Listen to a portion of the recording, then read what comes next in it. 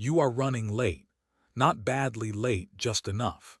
You grab your keys, check your phone, feel the small clench in your chest that has nothing to do with the time and everything to do with the day ahead. And somewhere in that moment, without choosing to, you have already decided how the morning will feel. The traffic will bother you. The slow person ahead of you will bother you. You will arrive somewhere slightly diminished, already spent, and you will not quite know why. This happens to most of us most days, not dramatically, just quietly. A steady, almost invisible loss. We talk about freedom often.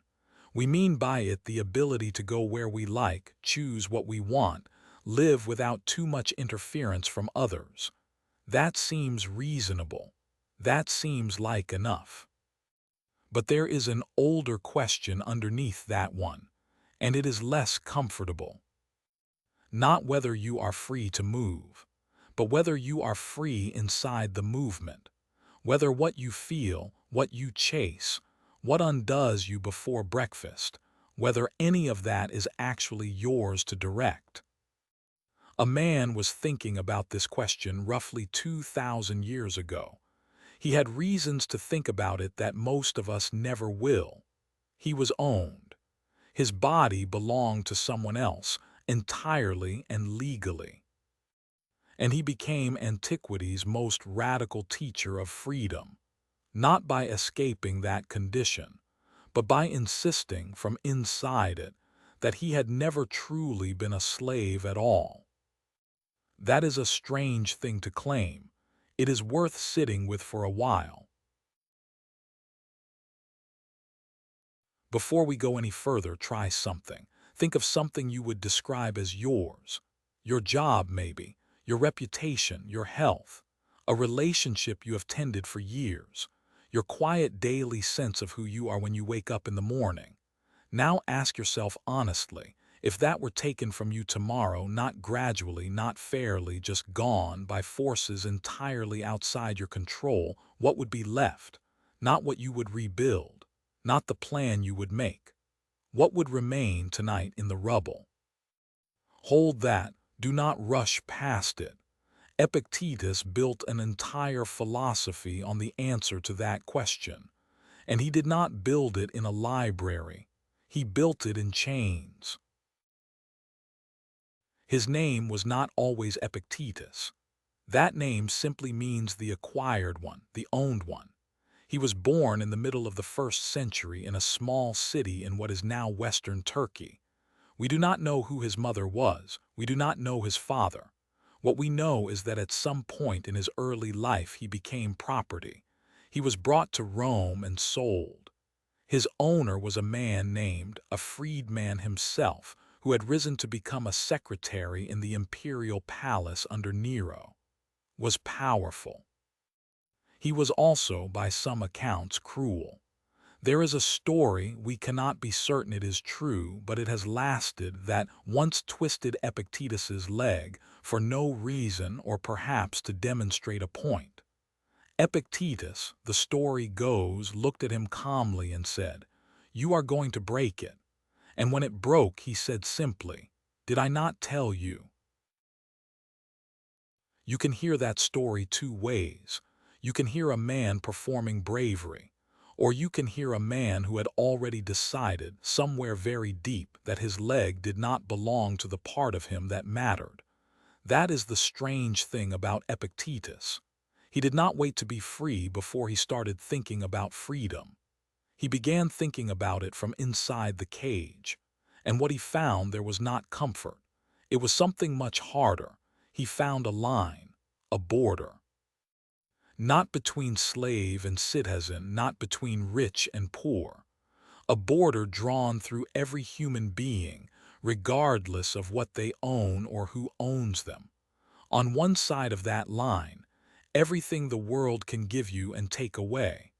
On the other side, the one thing it cannot touch. Reason is not measured by size or height, but by principle. He meant something very specific by that. The body can be owned, the body can be broken, but the capacity to choose how you meet what happens to you, that, he said, belongs to no one else.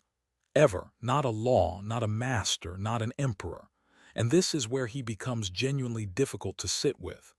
Because the obvious answer to that question, what would remain if everything were taken, most of us would say, not much. Maybe nothing. That is the honest answer, and Epictetus would not call you wrong. He would just ask you to look more carefully. He would ask whether you had already, quietly, handed something away that no one had demanded, whether you had made yourself a slave to your reputation, your comfort, your need to be seen a certain way, whether the chains you were wearing were ones you had chosen. That is the question he lived inside, and it is the question, if you let it, that he plants in you. Picture two people. The first is in a cell, stone walls, a locked door. Someone else decides when they eat, when they sleep, when they are let outside. By every measure we normally use, this person is not free. Now picture the second person. No cell, no chains. They wake up in their own home, choose their own clothes, go where they like. But the first thing they do each morning is check whether people responded to something they said the night before, and their whole mood shifts on the number. At dinner, they laugh at a joke they don't find funny. They bite back an opinion because the room might not like it. They took a job they don't respect because someone they privately find shallow told them it was impressive. You already know what I'm going to ask, and I want you to resist the easy answer for just a moment. Which one of them is more free? Epictetus asked exactly this, not as a riddle, as the most serious question he knew, and he was, of all people, the one most entitled to call freedom impossible. He had been owned. His body had been the legal property of another man. He had no rights a Roman court was bound to respect. If freedom is about what you can do, where you can go, what you can touch and hold and choose, then Epictetus had none of it.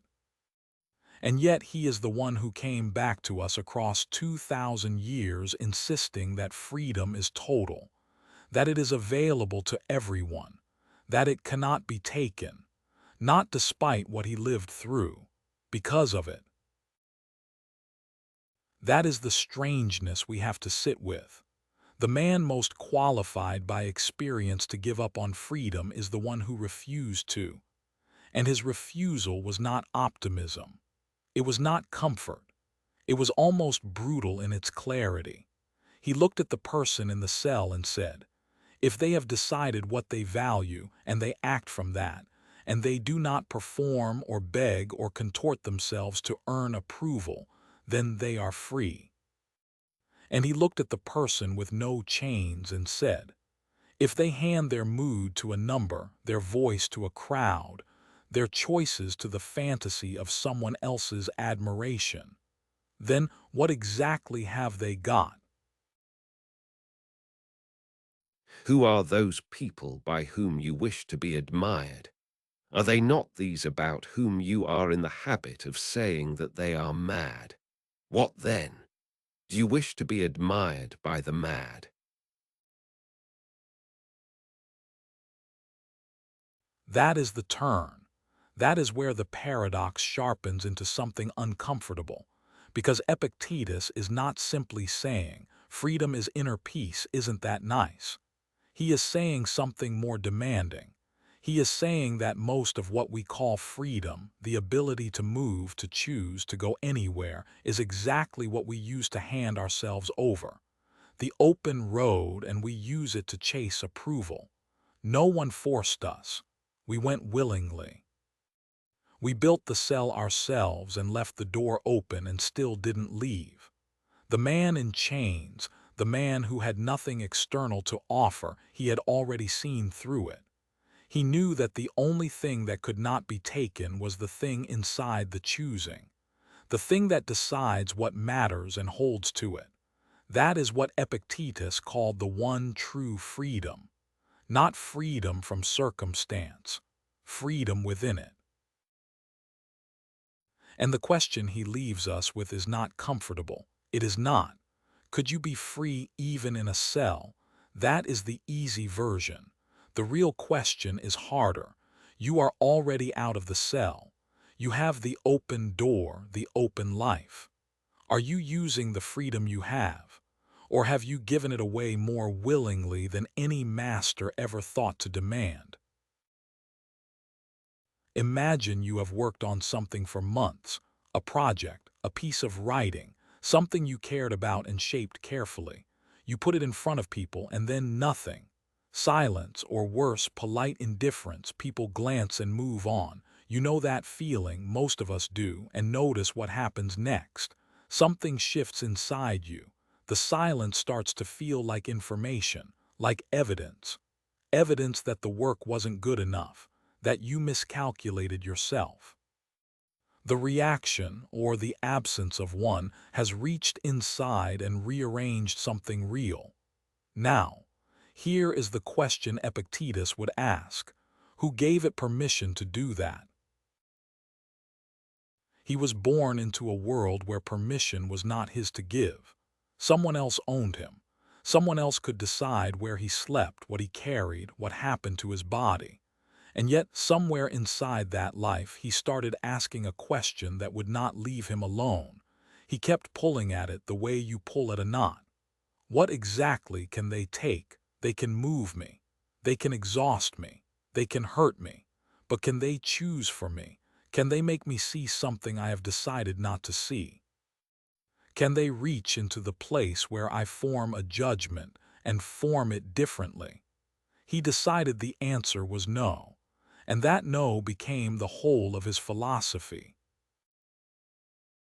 He drew a line. On one side, everything outside you, the weather, other people's moods, whether they applaud or look away, whether the project lands or disappears into silence. These things happen, they are real, but they are not yours to control. On the other side of the line, your response, your judgment, the weight you decide to give what just happened. That side, he said, belongs entirely to you. No master can cross it. No crowd can cross it. Not even silence can cross it unless you open the door. In a word, neither death, nor exile, nor pain, nor anything of this kind is the real cause of our doing or not doing any action, but our inward opinions and principles.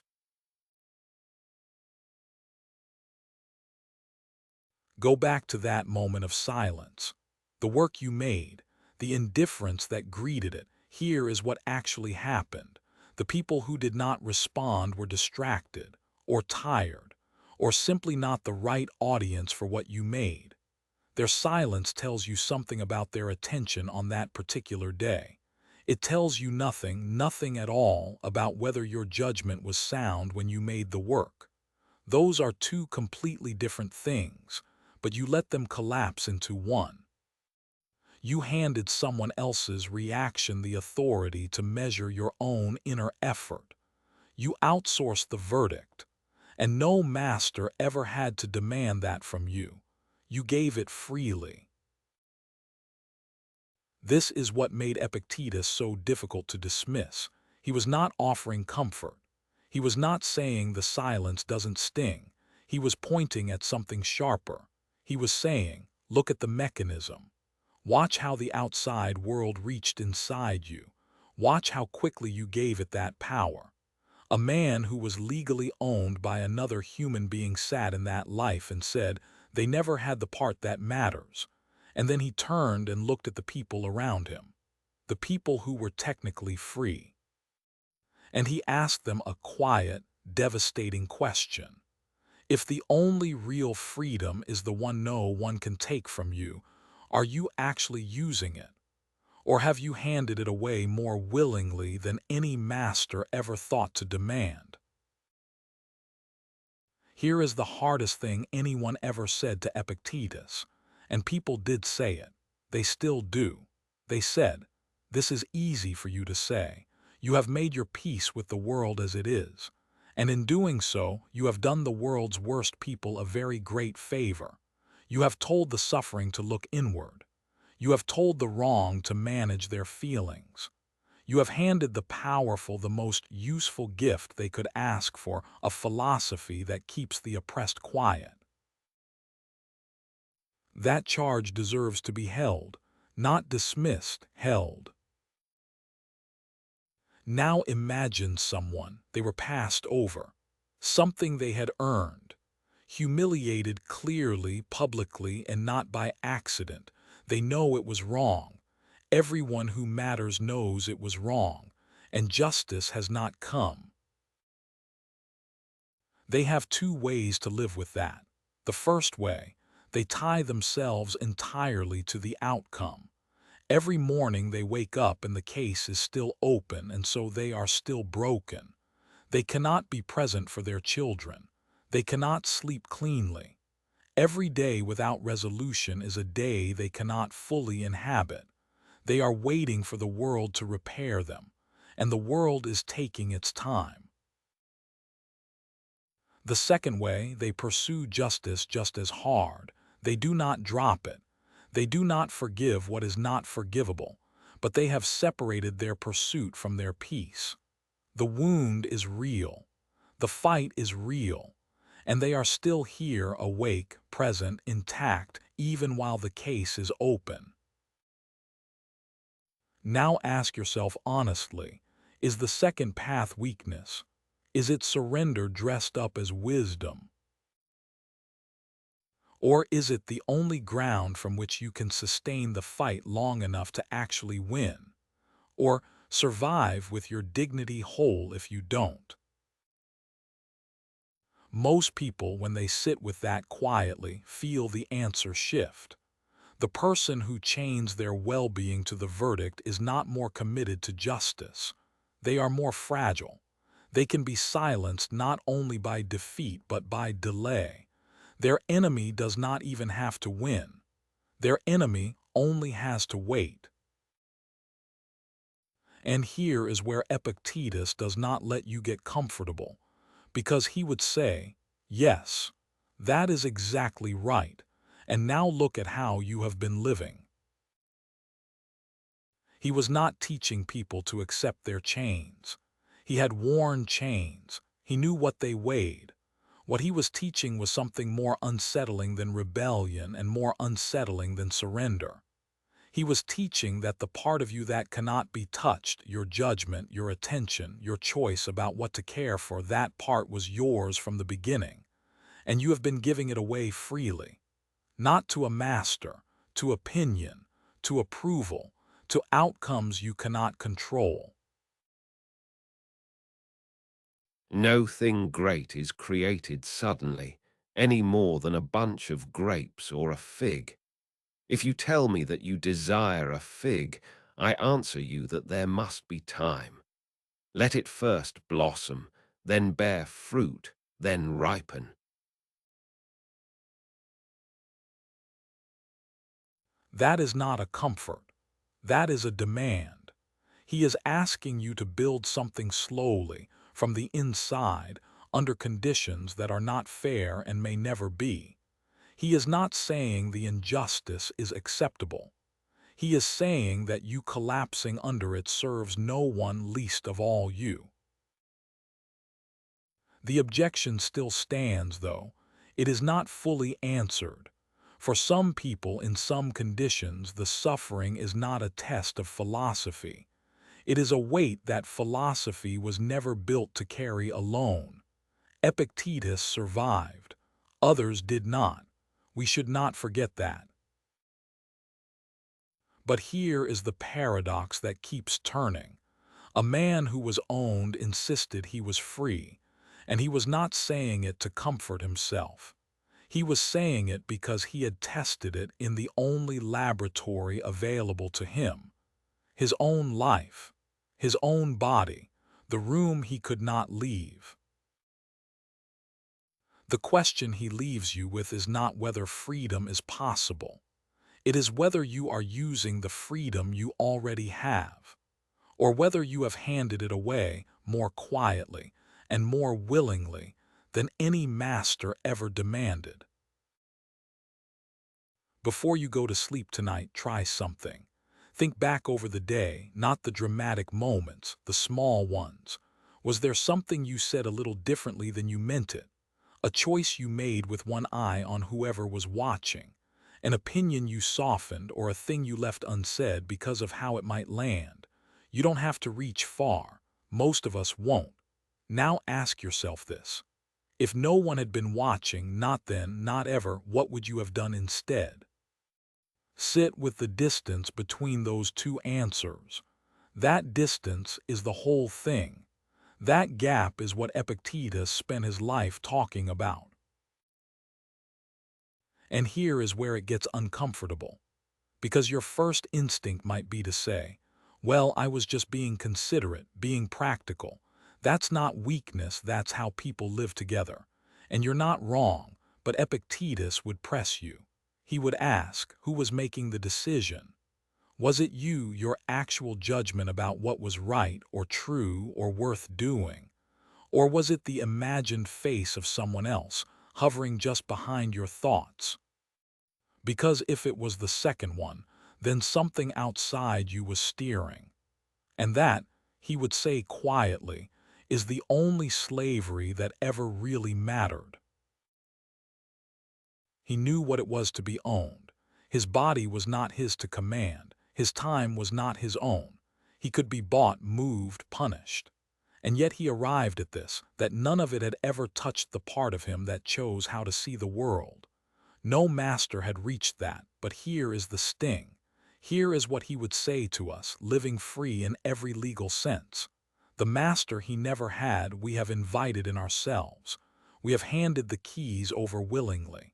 To reputation, to approval, to the fear of how we look. We gave away the only freedom that was ever truly ours, and we did it without anyone asking.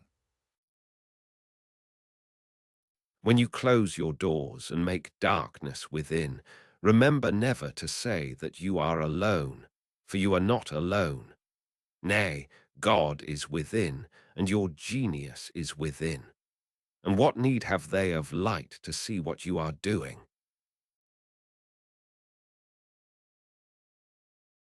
There is someone watching, he is saying, not to judge you, to remind you that you already know what you think, you already know what you would have done. The question is whether you trust that knowledge enough to act on it or whether you will keep borrowing someone else's eyes to see yourself through. That small adjustment you made today, that thing said slightly differently. It wasn't a betrayal.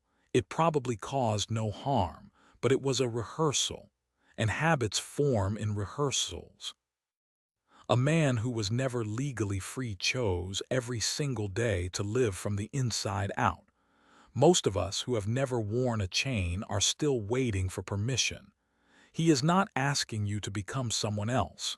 He is asking whether you have ever fully been yourself. That is the question he leaves with you. Not ancient, not resolved, alive and waiting in the quiet before you fall asleep. There is a man who lived chained and called himself free. Not as a comfort, not as a story he told himself to get through the night. He meant it as a fact, as precise and plain as the weight of iron on a wrist. Most of us will never wear those chains, and yet, somewhere today you agreed to something you didn't quite believe. You swallowed a feeling because the moment asked you to. You let someone else's voice become the voice inside your head. No one forced you. The door was open the whole time. Epictetus spent years owned by another man. He watched people walk free through markets and forums and gardens. He watched them worry about their reputations, perform their opinions, drift wherever the crowd was drifting. And he thought, that is a very strange kind of liberty. He never resolved it for anyone. He just kept asking. The thing no one can touch, your judgment, your attention, the direction you point your mind. He called that the only thing worth calling yours. Everything else was borrowed. Everything else could be taken on a Tuesday afternoon with no warning. He didn't say that should make you feel better. He said it should make you careful. So here is where he leaves you. Not with a practice, not with a list, just a question that has no comfortable answer. Right now, this hour, this ordinary life you are standing in the middle of, how much of what you call your freedom have you quietly handed to something outside yourself? To an opinion, an approval, a fear so familiar you stopped noticing it was a fear at all. A man in chains asked this. He didn't wait to be freed before he answered it. You are not in chains. And so,